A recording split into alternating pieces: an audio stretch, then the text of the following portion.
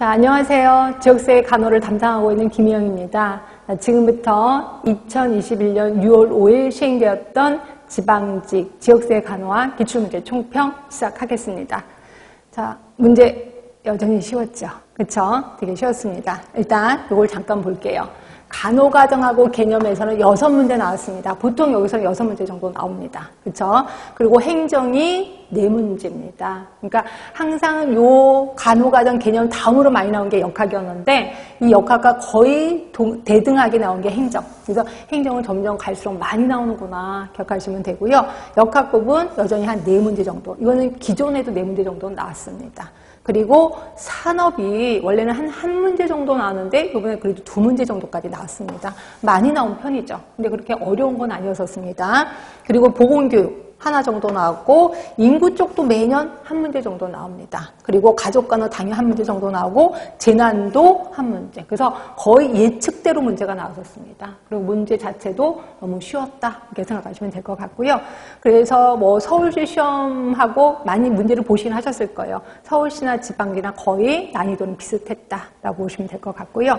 그래서 제가 이제 조심스럽긴 하지만 그래도 95점 만약에 실수로 1개 틀렸다고 한다면 그렇고 1개 틀면 안 되는데 그래서 평균 95점 이상은 맞을 거다라고 예측을 해봤습니다.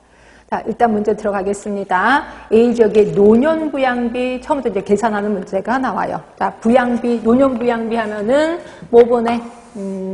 생산연령층, 그러니까 경제활동 인구죠. 경제활동 인구 수분에 그 다음에 노년부양비니까 65세 이상 노인수를 얘기하는 거죠.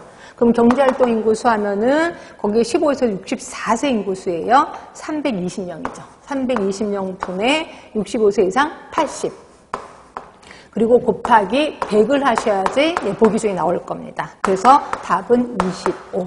답은 3번이 됩니다. 자, 2번입니다. 자, 근로자의 건강관리 구분. 이거 너무 많이 쉬웠던 거. 근데 직업성 질병이야. 그럼 원하고 투 중에 원이 되는 거죠. 그리고 직업성 질병으로 진전될 우려가 있어. 아, 직업병을 갖고 있는 건 아니야. 진전될 우려가 있어. 그러니까 이거는 요 관찰자 얘기를 하는 거죠. 그래서 C1이 되는 거죠. 답은 1번이라고 보시면 되고요. 그 다음에 3번입니다. 우리 프로그램 평가할 때 평가 도구, 신뢰도, 그 다음에 또 하나가 타당도 있을 겁니다. 신뢰도는 뭐라 그랬어요? 검사 그러니까 측정하는 사람이 한 사람이고 측정당하는 사람도 한 사람이야. 그래서 이 사람이 말 그대로 시간적 차이죠. 그래서 오전에 한번 측정하고 오후에 측정하고 또는 1시에 측정하고 2시에 측정하고 3시에 측정해도 똑같은 결과가 나와. 그럼 이거는 신뢰도가 높다 이렇게 표현했고요. 타당도는 이제 정확도를 얘기하는 거죠. 정확도. 그리고 신뢰도는 일관성이 있느냐 이거를 얘기하는 겁니다. 이 중에서 신뢰도에 대한 문제예요. 자, 신뢰도를 확보하기 위한 질문. 혈압계를 동일에게 반복 사용할 때 일정한 값을 갖느냐 요거죠. 그래서 답은 1번인 거고요. 그럼 반면에 4번 보세요. 설문지는 고혈압 관리 목표를 제대로 측정하고 있느냐? 이게 뭐야? 이게 타당도죠. 목표를 제대로 측정하고 있느냐? 이게 이제 타당도라고 보시면 되고요.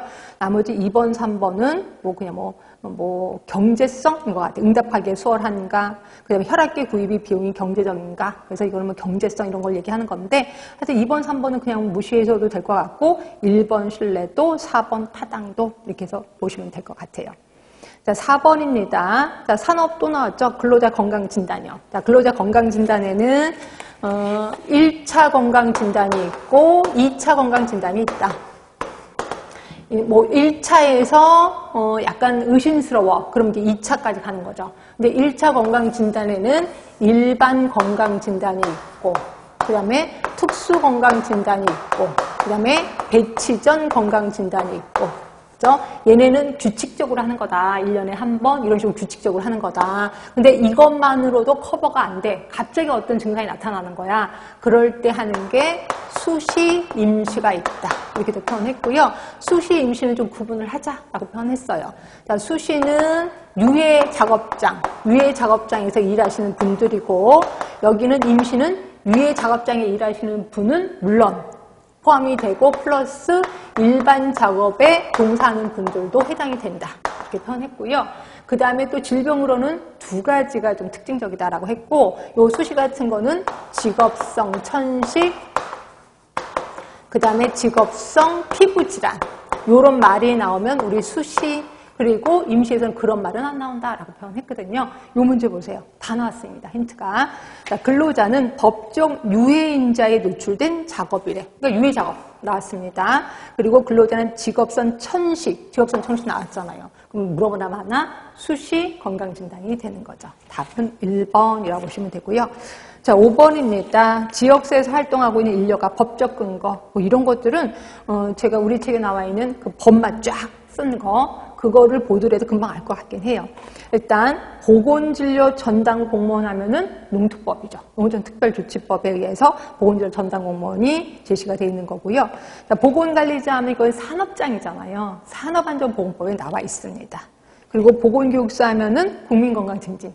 그렇죠? 국민건강증진법에는 보건교육사를 뽑는다. 그래서 제가 여러분은 혹시라도 나중에 공무원 되고 나서 조금 여유가 있으면 요거 공부해 주라 그랬잖아요. 그래서 요거 자격증 하나 따둬라. 언제는 크게 써먹는다라고 표현도 했었을 거예요.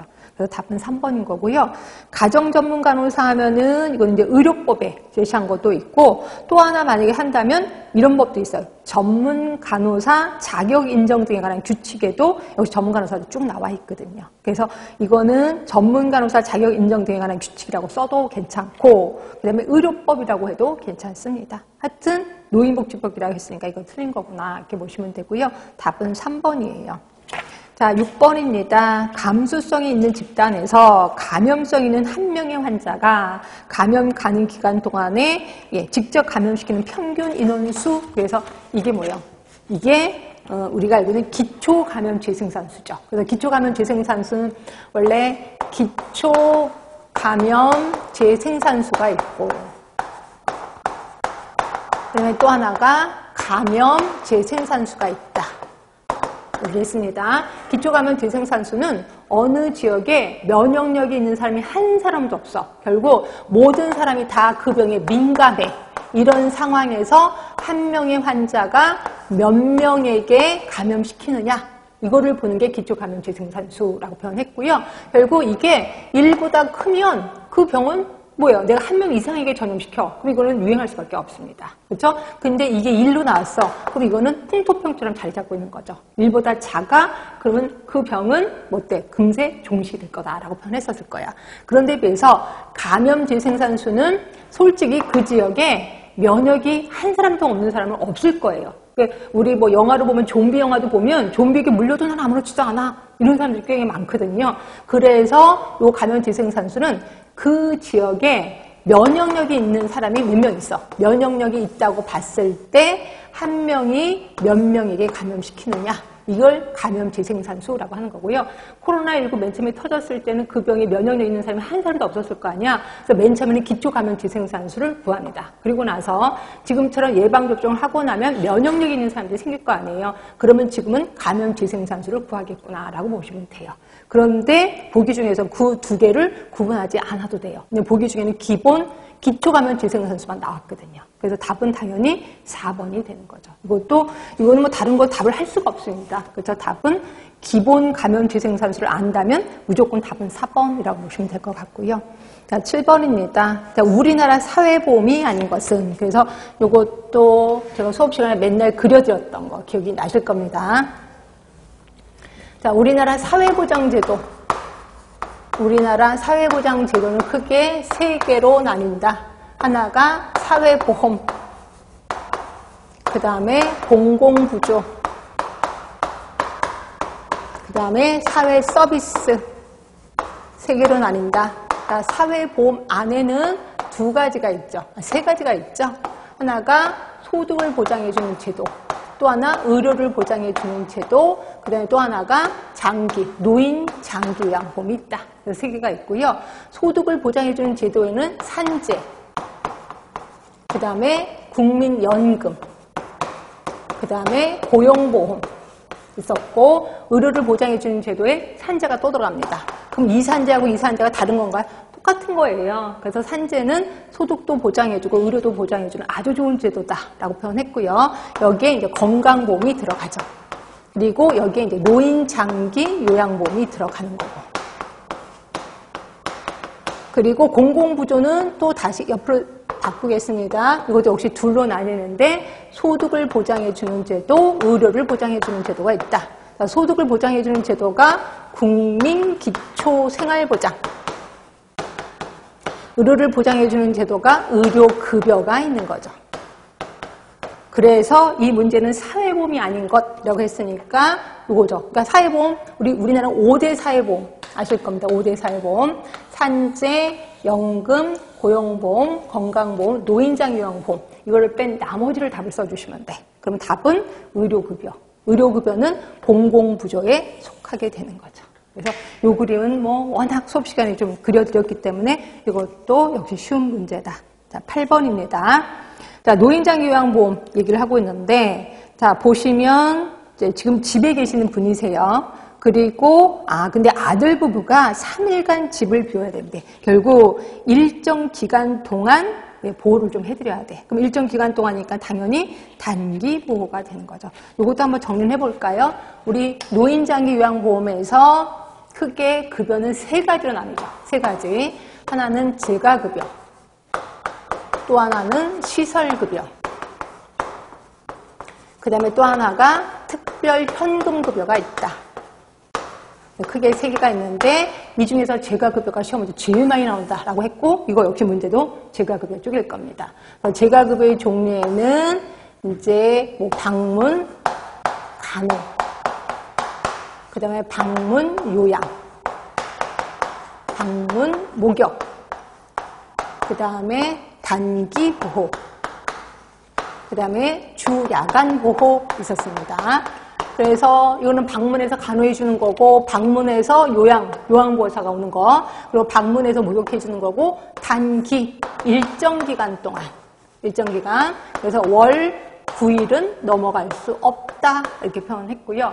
주야간은 하루 중에서 일정 시간, 하루 중에서 일정 시간이라고 표현했었을 거예요. 그래서 여기는 3일 동안이니까 당연히 단기 보호가 되는 거죠. 그래서 답은 3번. 자, 9번입니다. 우리 역학적 연구 방법. 근데 이거 너무 쉽네요. 자, 보세요. 초등학교에서 식중독을 증상을 나타내는 학생군. 그럼 이거는 뭐예요? 환자군이잖아. 증상을 나타내는 학생군이니까 이거는 환자군이죠. 그리고 식중독 증상을 보이지 않는 학생군. 이건 대조군이죠. 결국 환자 대조군 연구가 되는 거죠. 그래서 보시면 두 번째 식중독 유발 의심 요인을 조사하고 식중독 유발 의심 요인과 식중독 발생과의 관계를 교차비. 우리 환자 대조군에서 교차비를 구한다 그랬잖아요. 그렇죠? 그러니까 당연히 힌트가 2개 다 나왔습니다. 그래서 답은 환자 대조군 연구가 되는 거죠. 답은 4번. 자, 10번입니다. 이 문제도 제가 수업 시간에 이거 직접 그려드렸던 기억이 납니다. 그래서 제가, 자, 우리 오마 분류체계 하면 제가 표를 만들어야 된다라고 해서 표를 직접 그려드렸던 기억이 나는데요. 자, 하나가 여기는 뭐예요? 영역이다. 그래서 영역에는 뭐 환경 영역도 있고, 그다음에 여러 가지 영역이 있다. 4가지 영역이 있다라고 표현했고요. 영역이 있었고, 여기는 이제 문제. 그래서 44개 또는 42개의 문제가 있다 표현했고, 수정인자 있었습니다. 수정인자는 말 그대로 대상자, 요 사건이 지역사회에서 일어난 거냐, 가정에게 일어난 거냐, 또는 개인에게 일어난 거냐, 이거를 규명하는 거고, 또 하나가 문제의 심각도를 규명하는 거죠. 그래서 예를 들어서 요 문제가 실제적인 문제냐, 아니면 미래에 나타나는 문제냐, 예방에 관련된 거냐, 뭐 이런 것들을 좀 물어봤었고요. 그 다음에 또 하나가 증상 및 징후. 네, 이렇게 해서 했었고, 요거를 묻는 게 시험 문제 나왔었습니다. 얼마나 쉬워요. 그렇죠? 그래서 답은 4번 수정인자를 얘기하는 거죠. 그래서 오늘 수업 시간에 워낙 많이 그려드렸기 때문에 딱 보는 순간 좀 나름대로 미소가 좀 지어졌을 겁니다. 자, 11번. 자, 지역사회 간호활동 중에 2차 예방. 너무 쉬운데? 2차 예방. 자, 옳은 것은입니다. 보건교사가 여성 청소년의 자궁경부암 예방 접종률을 높이기 위해서 가정통신을 발송했대요. 물어보나마나 1차 예방. 자, 보건소 간호사가 결핵 환자에게 규칙적인 결핵약 복용을 지도했대요. 그러면 이거는 2차일 수도 있고 3차일 수도 있어요. 솔직히 결핵 환자한테 약 제대로 드시고 계세요? 라고 물어보는 건 3차일 수도 있거든요. 일단 2차도 되고 3차도 되는데 내가 3번 볼게요. 방문건강관리 전담 공무원이 제가 뇌졸중 환자의 재활을 위해서 딱 찍었네. 재활이라고. 그럼 이거는 3차가 되는 거죠. 자, 4번 보건소 간호사가 지역 주민을 대상으로 흡연이 신체에 미치는 영향에 대해서 교육했대. 1차죠? 결국 답은 2번밖에 없어요. 그러니까 아까 3번이 3차로 딱 찍었잖아. 나머지는 다 1차, 1차. 그럼 당연히 답은 2차, 2번일 수밖에 없다라고 보시면 됩니다. 답은 2번으로 하시면 되고요. 자, 12번입니다. 우리 그 학습이론에서 보시면 이것도 설명 들어갈게요. 크게 세 가지가 있었었죠. 하나가 행동주의, 그 다음에 인지주의, 또 하나가 인본주의. 그래서 크게 세 가지가 있다. 행동주의는 SR 반응, 자극이 주어졌을 때 바로 반응을 하게 하는 거다라고 했고, 인지주의 하면 SOR 반응, 자극이 주어졌을 때 바로 반응하는 게 아니라 나름대로 내적 갈등을 느낀다라고 표현했고요. 솔직히 요 둘은 뭐예요? 학습, 그러니까 교육자가 주예요. 그런데 비해서 학습자 위주가 인본주의다. 그래서 학습자한테 교육자가 뭐 궁금하세요? 물어보고 궁금한 거 물어보고 그거에 대한 대답만 해주면 된다. 라고 반 게 인본주의라고 보시면 되고요. 이 중에 행동주의에서는 자꾸 연습을 시킨다 그랬잖아요. 그래서 행동주의에서 연습의 법칙이 있다. 근데 연습만 시키면 또 안 할 거 아니야. 그래서 이때는 이 아이가 좋아하는 거를 보상해줘야 된다라고 해서 보상의 원칙도 얘기했을 거예요. 그래서 연습의 법칙, 보상의 원칙, 보상의 법칙 이런 것들도 기억하자라고 표현했고 요게 시험 문제가 나온 겁니다. 자, 채소를 먹으면 어머니에게 보상을 받았던 학습 경험을 통해서 편식을 하는 아동이 자발적으로 채소를 먹게 돼서 보상이라는 얘기가 나왔어요. 그럼 당연히 행동주의를 얘기하는 거죠. 답은 4번. 자, 13번. 자, 대피소 운영, 비상의료 지원, 중증도 분류. 시험 문제 다 나왔네. 힌트 다 나왔네. 대피소 운영뿐이 아니라 중증도를 분류한대요. 그럼 당연히 사건이 터진 거겠죠. 그럼 사건이 터졌으니까 대응 단계가 되겠구나. 답은 3번. 자, 14번입니다. 자, 교육 중심 비만 예방 관리 사업 시 보건사업 유형에 관한 내용, 옳은 거를 고르래요. 자, 구조평가입니다. 투입된 인력의 종류와 수, 교육 횟수, 교육실의 넓이. 솔직히 구조평가하고 투입평가하고 제가 똑같이 취급해라 라고 했다가 나중에는 정확히 좀 다르다라고 표현도 했었을 거예요. 그러니까 구조평가는 병원의 구조를 보는 거죠. 이 병원이 3차 병원이야. 3차 병원답게 구조가 잘 돼 있어? 이런 걸 보는 걸 구조평가라고 하는 거고, 투입평가는 뭐라 그랬었어요? 내가 뭐 보건교육을 몇 회 했다. 그리고 또 상담을 몇 번 했다. 뭐 이렇게 이런 걸 우리 투입. 인원이 몇 명이다. 이런 것들을 투입이라고 했습니다. 그럼 여기서는 투입된 인력의 종류와 수, 교육 횟수 이런 것들이 투입평가에 들어가요. 그런데 그래서 교육실의 넓이는 구조평가에 들어가겠죠. 그래서 1번은 틀린 거고요. 자, 2번입니다. 교육 내용의 질, 교육 일정 준수, 사업 참여율 모두 과정평가. 맞죠? 그래서 답은 2번인 거고요. 자, 세 번째입니다. 우리 사업 만족도, 목표 달성도, 우리 적합성에 대한 평가 기억하시나요? 그러니까 그 체계 모형에 따른 평가 범주 잠깐만 보겠습니다. 자, 체계 모형에 따른 평가 범주 하면은 요거죠. 물고기. 그래서 맨 처음이 투입에 대한 평가. 그리고 여기가 과정에 대한 평가. 그 다음이 결과에 대한 평가. 그래서 투입, 과정, 결과평가. 그 다음에 네 번째가 뭐 있었어요? 효율성에 대한 평가 있었고, 다섯 번째가 적합성에 대한 평가도 있다 표현했고, 효율성에 대한 평가는 투입분의 산출이죠. 투입분의 산출. 근데 적합성에 대한 평가는 뭐였었냐면 요구도하고 산출 간의 관계를 보는 거다. 그래서 예를 들어서 제가 당뇨 예방교실을 열었어. 근데 거기서 제가 100명을 대상으로 사업을 했단 말이야. 당뇨교실에 100명이 참여했거든요. 근데 우리 지역에 당뇨 환자가 1000명이야. 1000명. 그럼 그걸 요구도라고 보는 거죠. 1000명. 그래서 저는 10% 적합한 사업을 했다라고 표현할 수 있다. 이렇게 표현했거든요. 이걸 적합성. 결국 요구도하고 산출 간의 관계를 보는 게 적합성에 대한 평가입니다. 그래서 봤더니 3번 보세요. 사업의 만족도. 그럼 이거는 결과라고 볼 수 있고 산출이라고 볼 수 있고 목표 달성도 역시 볼 수 있죠. 근데 여기서 사업 만족도나 목표 달성도는 결과 평가라고 볼 수 있겠네. 적합성 평가는 아니네. 그죠? 그 다음에 4번 보시면 비만율의 변화 정도, 사업의 예산 규모, 사업 요구도의 크기, 그리고 그 정도. 요게 이제 결과 평가가 아니라 이게 적합성의 평가가 되는 거죠. 그래서 비만율의 변화 정도, 얼마나 변화됐다. 그거. 그리고 사업 예산 규모, 이게 모두 적합성이고, 그 다음에 동그라미 3번의 교육 인력의 전문성 같은 경우도 역시 적합성의 평가라고 볼 수가 있습니다. 다시 한번 얘기를 할게요. 동그라미 3번은 사업 만족도 목표 달성들은 결과 평가. 그리고 옆에 있는 교육 인력의 전문성은 만약에 고르라고 한다면 이건 적합성의 평가라고 볼 수가 있어요. 그래서 교육 인력이 얼마나 전문성이 있느냐 없느냐, 이건 적합성이죠. 말 그대로 그렇게 해서 보시면 되고요. 답은 그래서 2번이에요. 2번은 변함없이 맞는 내용입니다. 자, 15번이에요. 우리 지역사회 간호 활동. 우리 지역사회 간호 활동에는 그거 기억하시나 모르겠습니다. 우리 지역사회에서는 크게 3가지로 구분했었던 거 기억하시나요? 3가지? 동그라미 3개. 그래서 여기는 지역사회 간호의 대상, 지역사회 간호의 목표, 지역사회 간호 활동 있었었고, 지역사회 간호 활동에는 다시 4가지가 있다라고 표현했고요. 직접 간호 제공, 그 다음에 보건교육, 그 다음에 행정관리 있었고, 그 다음에 지역사회와의 연계 있었습니다. 이 중에서 관리 쪽에 들어가면 여기에서 뭐가 나왔냐면은 감독, 감시라는 말이 나왔다. 이렇게 표현했었을 겁니다. 그래서 감독은 사람에 대해서 신경 쓰는 거, 감시는 일이 얼마나 진행이 되느냐, 몇 월 달까지 하기로 했는데 제대로 한 거 맞아? 라고 보는 걸 감시. 그리고 사람에 대해서 신경 쓰는 게 감독이라고 표현했거든요. 근데 정말 쉬운 문제가 뭐냐면 여기에 감시라는 제목이 안 나와 있어요. 그러니까 보기 중에 감시라는 말이 나왔으면 여러분 헷갈렸을 것 같아요. 그렇죠? 이게 왜냐면 문장 자체가 좀 헷갈리게 해놨거든요. 근데 다행히 보기 중에 감시가 없어. 감시 아니면 감독이야. 둘 중에 하나야. 그렇죠? 보시면 목표를 향해서 계획대로 진행되고 있는지 여기까지만 보면은 감시죠.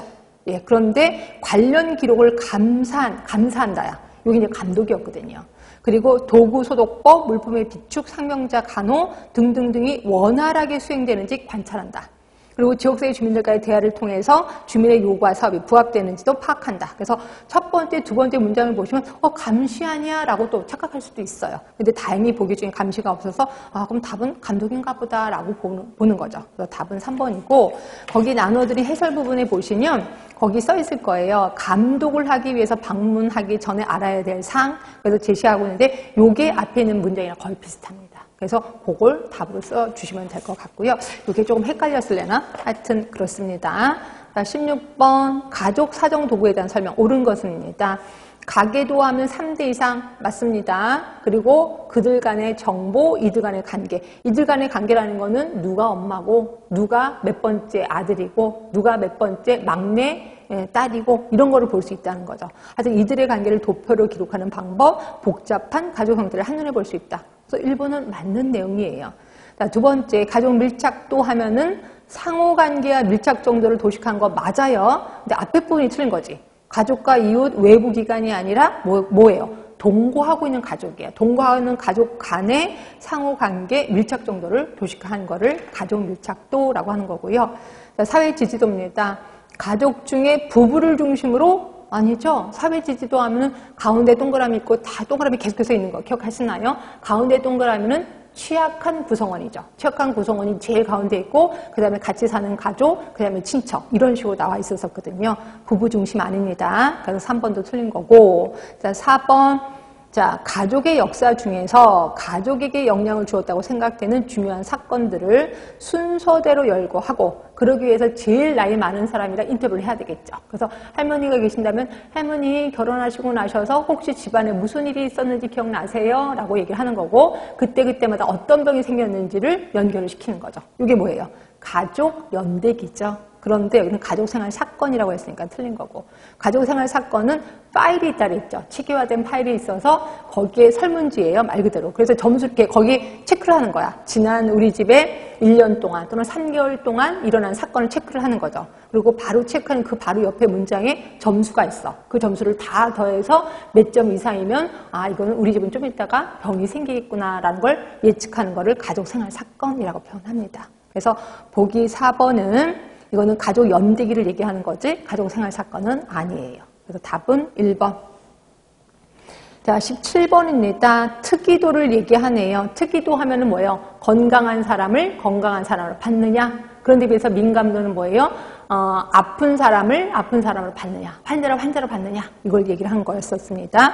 자, 특이도 하면은 답은 1번이죠. 위암이 없는 검사자 중에서 내시경 검사에서 음성으로 결국 건강한 사람으로 나왔느냐라는 거고요.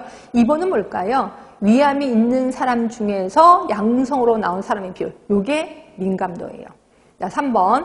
위 내시경 검사에서 음성인 사람 중에 위암이 없는 사람. 결국 음성인 사람 중에서 진짜 환자가 아닌 사람이죠. 그러니까 이거는 음성 예측도를 얘기하는 거고, 4번. 양성인 사람 중에서 위암이 있는 사람의 비율을 하니까 이거는 양성 예측도를 얘기하는 거죠. 결국 문제는 특이도를 물어보고 있으니까 답은 1번이라고 보시면 될 것 같고요.